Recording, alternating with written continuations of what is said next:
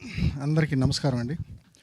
ముందుగా మా అన్నయ్య కోన వెంకట గారికి, అలాగే మా నక్కిన త్రినాథరావు డైరెక్టర్ గారికి, మా హీరో కిరణ్ అబ్బోరం గారికి వెల్కమ్ చెప్తూ, అభినందనలు చెప్తూ, హీరో దీపక్ సరోజ్ గారు and Tanvi Keerthana and all, మా last but not least my director SSV.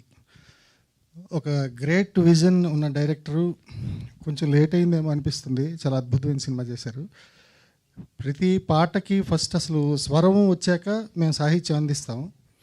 ఇది నన్ను ముందు లిరిక్ రాయించి తర్వాత ట్యూన్ చేయించారు. చాలా ప్రయాసపడి చేశారు ఆయన. నన్ను చెన్నై తీసుకెళ్ళి అక్కడ హోటల్లో కూర్చోబెట్టి ఒక 3-4 రోజులు, అంటే గీత రచయితని కాబట్టి ఇవన్నీ చెప్పాలని చెప్తున్నా, కూర్చొని రాసి మేము లిరిక్ తీసుకుని వెళ్ళాక రతన్ గారు మ్యూజిక్ చేశారు. చాలా అద్భుతంగా వచ్చింది. అదే పాట, నువ్వు నమ్మిన సిద్ధాంతం అయిపోయింది రాద్ధాంతం. దాంట్లో చాలా మంచి మంచి లైన్లు వచ్చాయి. దానికి అద్భుతమైన నటన ప్రశంస డెఫినెట్గా ఆయనకు వస్తుంది. దీపక్ సరోజ్ గారికి అద్భుతమైన ఆర్టిస్ట్. నేను సినిమా చూసాక బౌండ్ అయిపోయాను, స్పెల్ బౌండ్.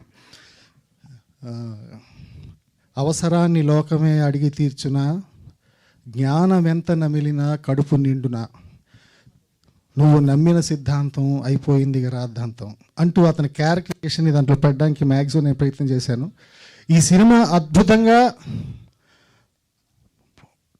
మినిమం 50 రోజులైనా, ఎక్కువ కోరికలేదు, 50 రోజులైనా ఆడుతుందని నా నమ్మకం.